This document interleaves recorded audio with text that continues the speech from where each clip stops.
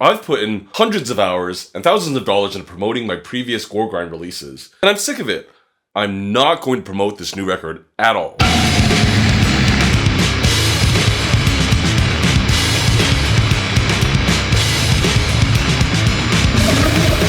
What's up? I'm Andrew from the band Ripped to Shreds. Today we're going to look at a brief history of underground promotion methods, why I don't want to do it anymore, and how I made the new Houkago Grind Time album, Sorry I'm Not From Japan. Everyone who wants to put out music faces the same fundamental problem. How do you get people to actually listen to it? A brief history of underground promotion methods. So from the 80s up until like the 2000s or so, you have fanzines. You had like Metal Maniacs, you had Maximum Rock and Roll, you had street teams with flyers, tape trading, letters, international calls, college radio. And as we start to move into the 2000s, this is where glossy print magazines are really dominant. The internet isn't quite the force it is now. As we start to move through the 2000s, MySpace starts becoming a thing. You had like downloads from Blogspot, internet blogs like Metal Injection or Sucks or Blabbermouth. And then you also had like forums, relapse forums or 7string.org or even like a Petrucci forums. I remember watching like Bulb from Periphery blow up in real time on Petrucci forum. From like 2012 or so to 2020-ish, you have the explosion of Spotify. Bandcamp starts becoming a thing. Exclusive premieres through netzines. Late 10s, YouTube promotion channels like Black Metal Promotion or Slam Worldwide, they start getting more popular. New uploads would get tens of thousands of views. And vinyl makes a huge comeback. It really hits a fever pitch with Instagram black metal labels like Skilled selling out the whole run just through pure FOMO. And then from 2020 onwards till now, so really after the pandemic, vinyl sales hit a huge downturn in late 22. Bandcamp starts trending down, it gets sold. The streaming stats from exclusive premieres with those internet blogs, you can watch those numbers drop in real time. I think PR people are trying to figure out how to leverage like TikTok or YouTube influencers, but it's not really solved yet. So why exactly am I giving up on promoting the new HGT record? Over the last 10 years, I've worked with multiple PR agents across a whole bunch of album campaigns. There's Clawhammer, they did Maizang and Bakunsified. They also did work for a lot of labels like Dark Descent. I know they're working for Willowtip right now. There's Ear Split. They did Jubian, Second Raid, first heavy metal shrapnel record, Concertos of Kawaiiness. And I know they contract out for like $20 Spin or Metal Blade or Relapse. And my label, Nameless Grave, we used to use them for everything up until like last year. Then there's Freeman Promotions. They worked the Sanchi album campaign. I know they are mainly the publicist for Gore, and they also do like Atreyu and other high-profile artists. This is different from buying print or digital advertising. Our Relapse guy and my business partner for Nameless Grave handles all the ad stuff for like Meta or magazines, so I'm not as familiar with that. What I do understand is that the aim is to like build brand awareness. They make people more likely to buy a record if they've already seen an ad for it somewhere.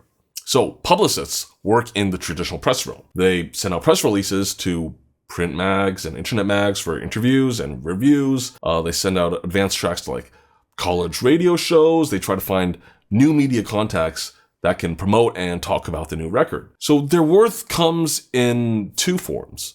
One, they manage all the press things, so you can focus on playing music and organizing tours. And more importantly, they have personal relationships with those writers and editors of important media outlets, which means their pitches are taken more seriously. Quick word from the video's sponsor, me. Houkago Grind Time will be on tour in a week. We're going to start next Sunday at Maryland Deathfest Soundstage, going on at like 8 p.m. or something like that. Then it's off to Helsinki in Finland on the rocks with Myxoma on the 26th.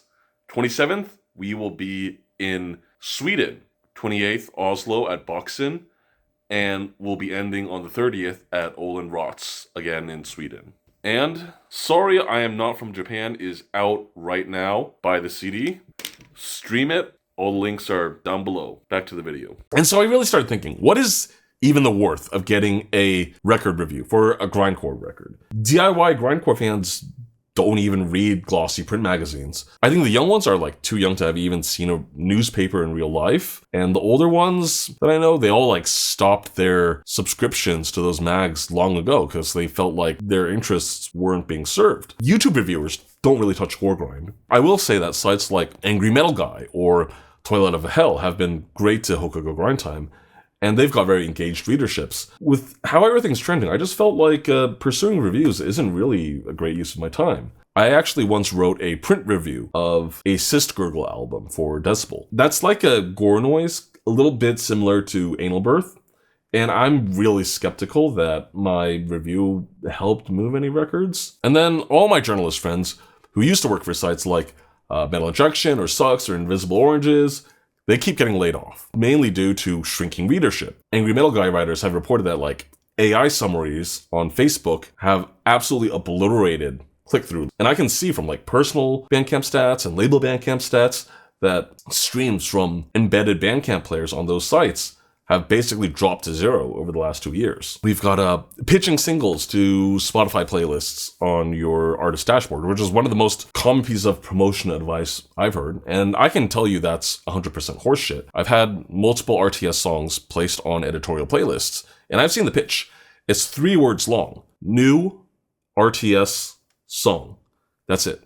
That's all that's written in the pitch. The editors pick big bands that they recognize. Who you know, or who your rep knows, is really more important than anything else. You could have written the most incredible and unique album of the last 20 years, but if it doesn't get into the hands of the right people, who know the right people, it's not going to get written about. I mean, I don't want to be too cynical, because I'm friends with a lot of these writers and editors, and they're all real diehards who love music, and they want to write about the latest and the sickest new things. But they have to balance that with their livelihood. You know, they want to sell their articles or magazines by writing about legacy bands that readers actually recognize. People complain about Metal Injection having these non-stop fluff articles about Corey Taylor, but those are the only articles that people actually click on. They don't want to hear about Tomb Mold. They don't want to hear about Lymphatic Phlegm. They want to hear about Corey Taylor. I think like the truly unique stuff gets picked up by the underground and eventually spreads through word of mouth, but it's like it was only a modest success, whereas it could have been a huge smash hit. It had been lucky with the right people. And luck is really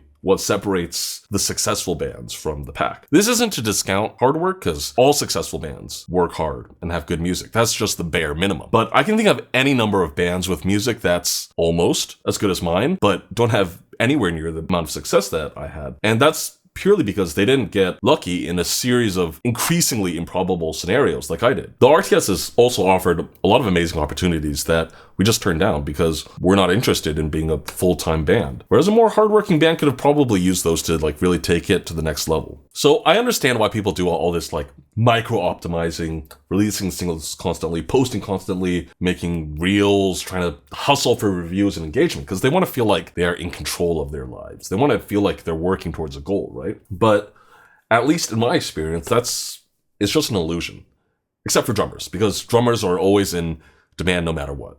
But a lot of the young bands that I'm friends with that are doing it professionally now basically randomly blew up, got an opportunity, and they worked hard to take advantage of those opportunities. But they got it through pure luck, not because they posted enough or micro-optimized their release strategy or whatever. So it comes down to 3 things, really. 1, feeling like I'm adding to a bunch of meaningless noise in the press. 2, there is a non-existent advertising demographic for Goregrind. 3, like real success, it just comes down to luck anyways.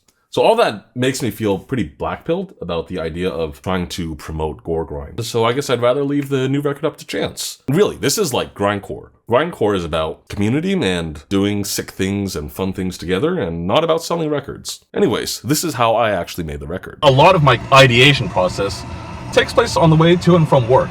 So actually, during the pandemic, when I was working from home for a long time, I felt like I got a lot less creative because I was just my commute to work, right? I get out of bed and I walk like 10 steps to my computer. And it's a little hard to be more creative. And I had to find different ways to meditative, alone time. The car is great for that. Goregrind is like, you know, a very groovy genre, especially when you get into like the Czech bands like Ahumada Granujo. And so you're always looking for different inspirations for drum grooves.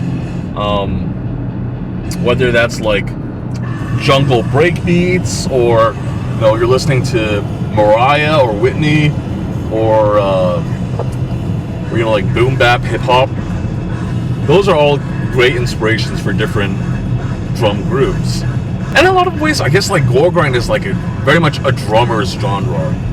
There's only so many ways you can write a D-beat riff. It's really difficult for me to kind of show you how the actual writing process takes place, because when I'm focusing on writing stuff, I'm like, it's just really weird for me to like stop every 30 seconds to try and explain what I'm doing. If you want to see how I write a song, just click the link over here to look at the Can You Goregrind in a Major Key video, and I just repurposed that song for this record called You Omar What. Really, my process for writing these songs are all the same. I sit in front of my computer, I play some random riffs. Some of them are ones that I thought of during the day, some of the ones that came up on the spot, and programmed a bunch of beats to them. The mechanical part of actually recording stuff is much easier to show you. So the first problem we have is, I'm a one-man band.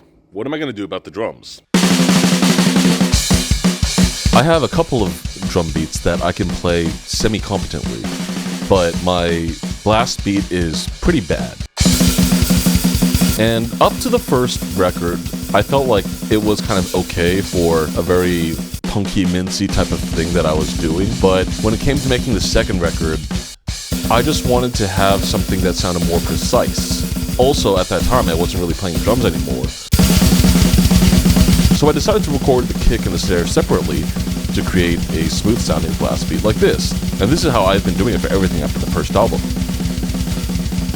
And a big new recording project has to start with fresh drum heads on everything. Even though I'm aiming for a very grimy and underproduced and raw sound, I felt like trying to mix dead skins would be a huge pain in the ass and not even get kind of results I wanted. Whereas if I took a good sounding kit and recorded it, I can make it sound trashy and bad in the mix a lot more easily.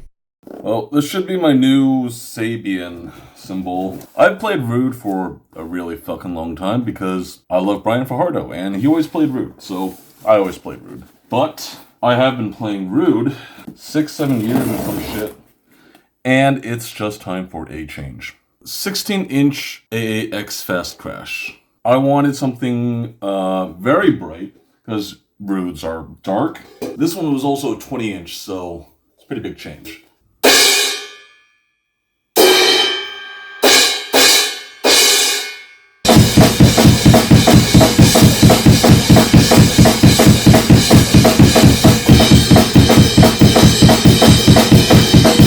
Damn, that is extremely lightweight, but I like the way it sounds. This is the most time-consuming and frustrating part of the recording process, where I have to take the MIDI that I came up with and try to break it down into little pieces that I can actually perform on the drums. I have an awful musical memory, so this part takes forever.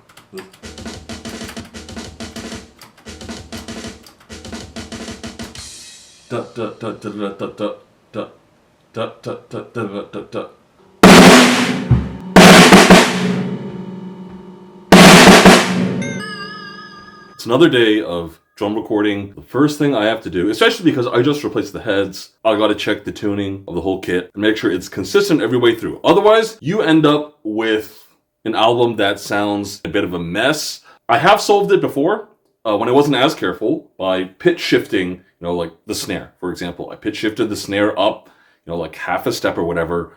But if you can avoid it, let's avoid it. Snare has definitely gone down in pitch a little bit. So normally I don't record guitars for a song after I do the drums for it. I do everything all in one pass.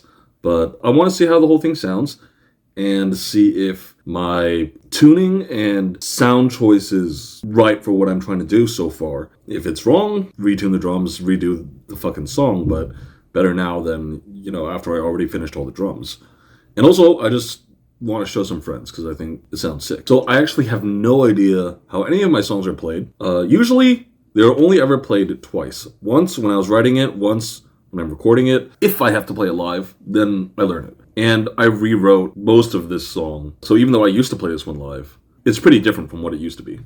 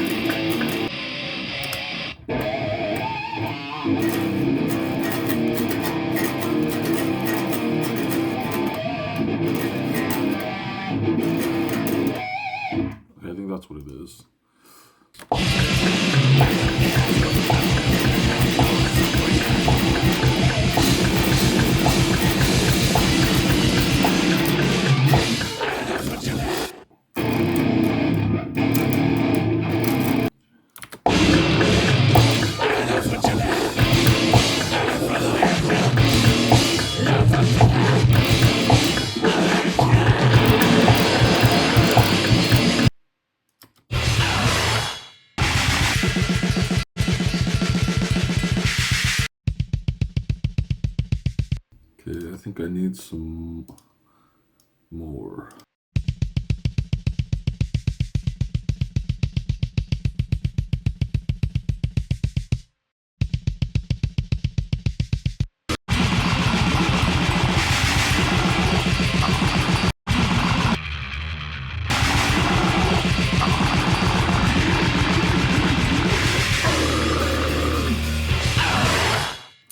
Okay, I don't want to spend too much time on it. I will take these guitars, run them through... I'm probably just going to use the fucking rectifier again. You know what? I'll use the Marshall. Don't use the Marshall that often for HGT, actually. I think I used... gosh. Did I use it on the first Days of Humanity split? That was the first time I used the Marshall on HGT. The first Days of Humanity split. And I used the rectifier on the last record. So...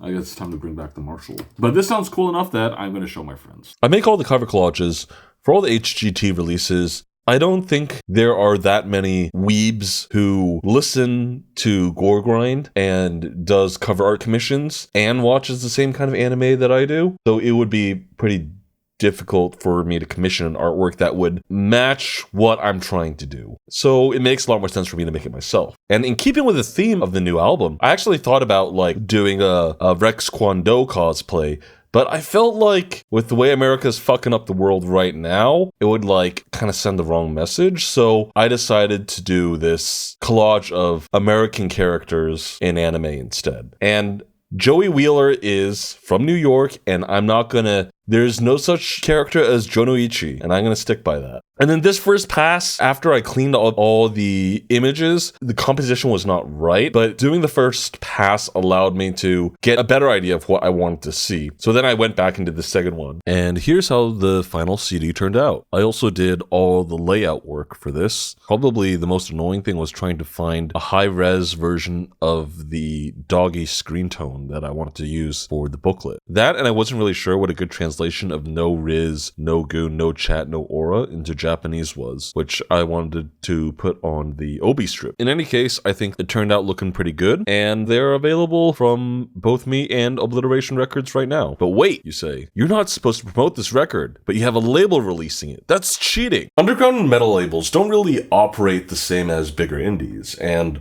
grindcore labels are even more niche. I basically don't know of any grindcore labels that hire out for PR, or even really get their releases reviewed in like blogs and glossy print mags. Not even long-running and reputable labels like 625 Thrashcore or To Live a Lie, and those have some pretty big hits like Spy or Insect Warfare. I think Self-Made God Records from Poland does, but his catalog is like only like 50% grindcore, and he does a lot of death metal and other extreme metal stuff, so it makes more sense for him. So how do underground labels operate?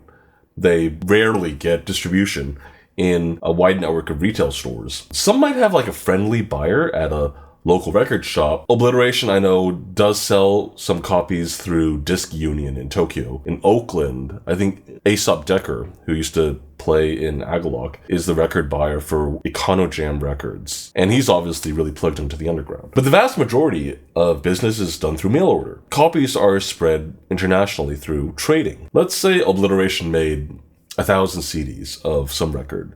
They might sell 200 of those through either like direct sales, or through local record stores, or swap meets, or vending at festivals. And the rest would be traded with labels around the world. Obliteration might send like 10 copies of 5 different titles to a label in the UK, like Grindfather, and receive an equal amount of Grindfather's releases in return. Then UK customers can buy those Obliteration CDs without needing to pay for shipping from Japan or import taxes. Obliteration gets a wide variety of new titles to sell, so even if they could only sell like 10 copies of some new import title, they've got like 100 different new titles. So their customers have a lot of different choice. And trades like this will take place all over the world, whether it's Brazil or Germany, France, Poland, so on. Customers of each local distro tend to be kind of loyal to those, as it's cheaper for them to buy, and usually like they have some kind of personal connection to those distros. So the promotion here really happens when the distro sends out, hey, I got a whole bunch of new stock. I don't have demographic data on these underground diehards who mainly buy from distros, But based on my interactions with other label owners and customers, I would guess that a lot of these dudes were buying and trading records back in the 90s. And I don't think most of them are actively using things like Spotify or YouTube for underground music. Now, obviously, this is a very different business model from the big labels,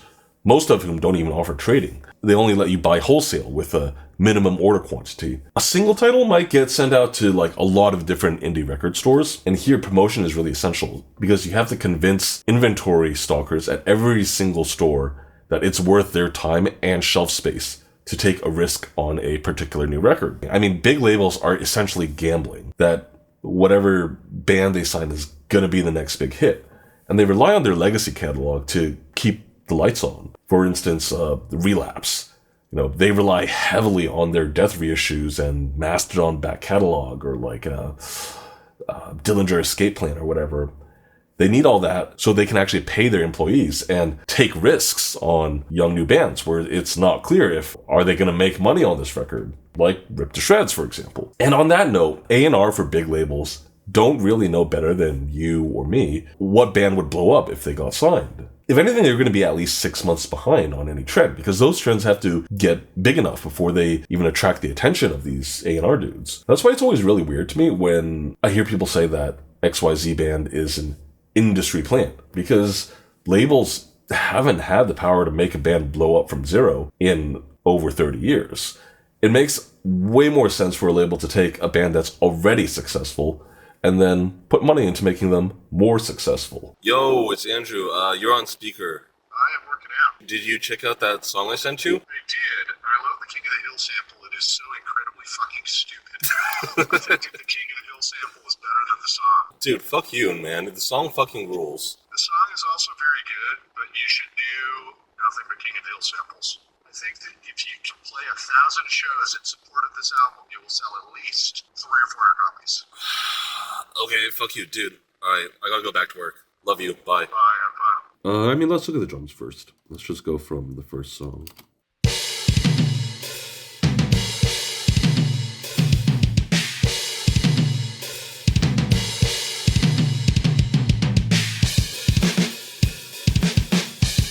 I actually used this tape plugin to make it sound very lo-fi. Without it, this is what the drum recording actually sounds like.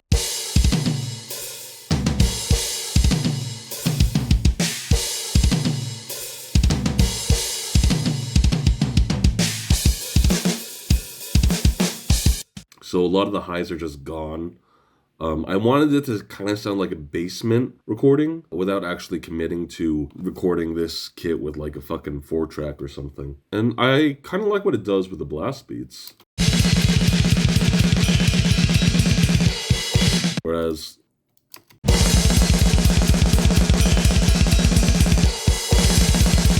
sounds like modern to me, and this sounds more shitty in a fun way. For the guitars, let me see.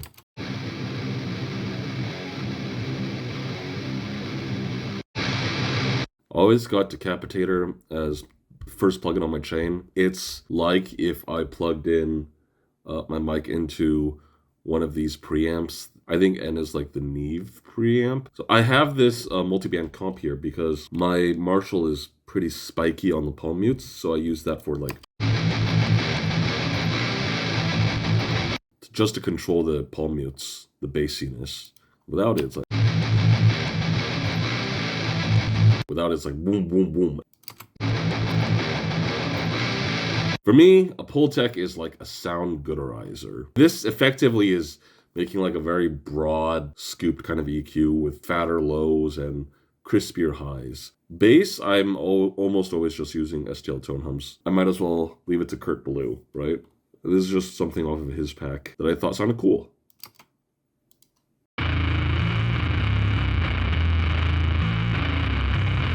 And I just have some Decapitator and a little bit of a EQ to squish it to make it sound good in the context of the mix.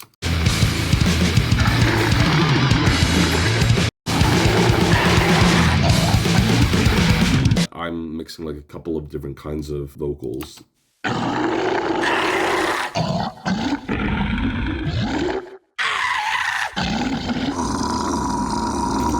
which does make them hard to replicate live because I have to kind of try to remember which kind I'm supposed to be doing at that time. But at least on record, I think it's a really nice texture to be doing all these different kinds of ones. You can see over here that I've organized them into the natural stuff, mostly natural stuff, -12, and -24.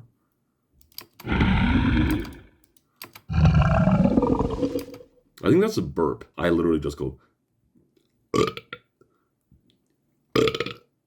and pitch shifted those down. I think this one is also a burp. CLA2A, decapitator, and then like I have an EQ here. Sometimes it's doing a lot, sometimes, you know, it's just like a bit of a broad shelf for the highs. On the bus, I have another comp. And it's kind of squishing all the stacks of vocals together. The EQ here is probably a mix space for the snare. I don't remember why I cut out the mids. And I got to have a little bit of wetness. I don't really like reverb in the context of Goregrind, so I just use delay.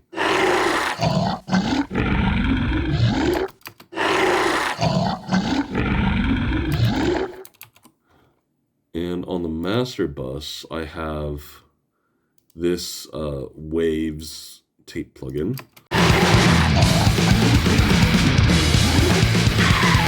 which is just adding a tiny bit of saturation. And then also this API.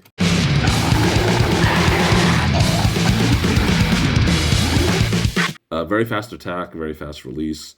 I'm just trying to catch those peaks. And then it's off to mastering. Okay, so I've got all the mixes, each song laid out on a separate track here in Logic, which makes it easy to work on transitions between songs and just quickly drag things around. I've color-coded the side A and the side B with different colors just so it's easy for me to tell where the side break of the record is. I start by grabbing all the tracks and busing them to a separate output that I set to a separate set of outputs of my interface that comes up here on the monitor controller. So if I click this button, I have the unmastered mix. And if I click that button, I have the mastering chain of processing I'm doing. So I can quickly A/B between the two. Right now they're the same because I have all the mastering plugins turned off. So let's just go through each one that I did here. Number one, turn that on. This is a linear phase EQ, so incredibly transparent. And I'm just using that to notch out a tiny bit of low mids where the snare drum, especially on the blast beats, which is very low tuned, was taking over the mix a little bit. And a little bit of a notch in the high mids as well, which is pretty typical for pretty much anything with distorted guitar. You usually have a buildup of some harshness in the high mids, and then there's a tiny bit of a treble boost shelf on top of that. Next up, I have the Manly Massive Passive EQ. Switch that on.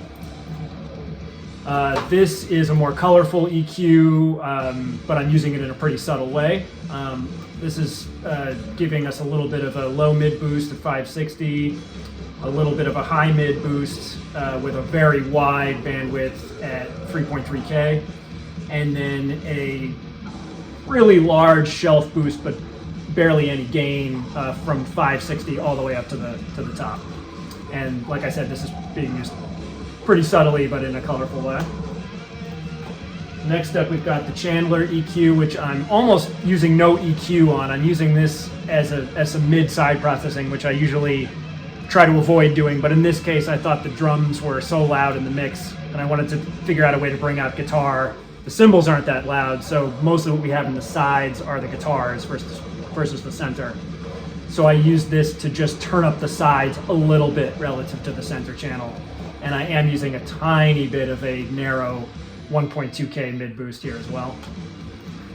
Next up is a compressor, which is really two compressors, the Shadow Hills. We've got the optical compressor kicking on between half a dB and 1 dB of compression, and then it gets fed into the discrete compressor, which has a very slow attack, very fast release, so it's not squashing the transients too much. It's keeping the transients intact, but adding a little bit of extra compression, maybe half a dB. Next up after that, we have the tape saturator, and this is what I use almost instead of limiting. I have a limiter too, but this is giving us most of the effect of what I think most people use a limiter to do, which is to control the transients and even out the overall dynamic range.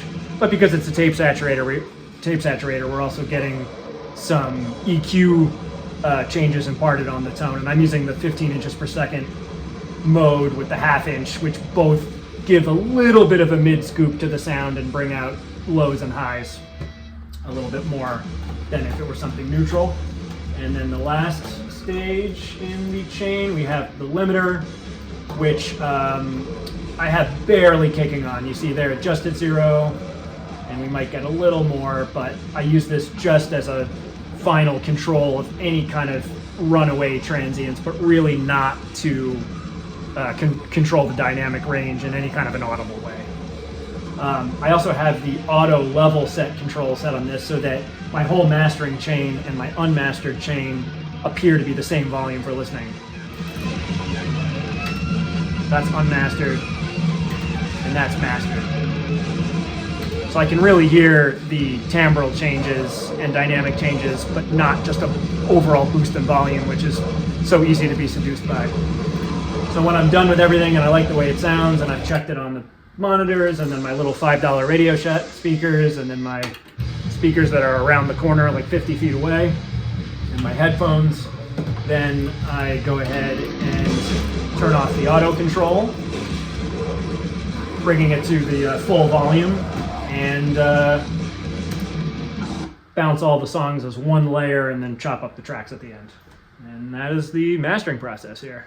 And so we end up with this finished CD. Sorry I'm not from Japan. Out everywhere now. Streaming, Bandcamp, whatever. Check all the links in the description. Whether or not this will pay off and I sell a whole bunch of copies, it's up to you guys. You can catch me on tour in 1 week, Maryland Deathfest, Sunday, May 24th, Soundstage at 8:40. Then, on the 26th, I'll be in Helsinki, on the rocks, on tour with my buds from Myxoma. 27, in the Handen part of Stockholm. 28, Oslo, Boksen, and finally ending at Oland. And yeah, that's pretty much all I have for everyone today. So, as always, eat ass, blast fest, and sorry I'm not from Japan.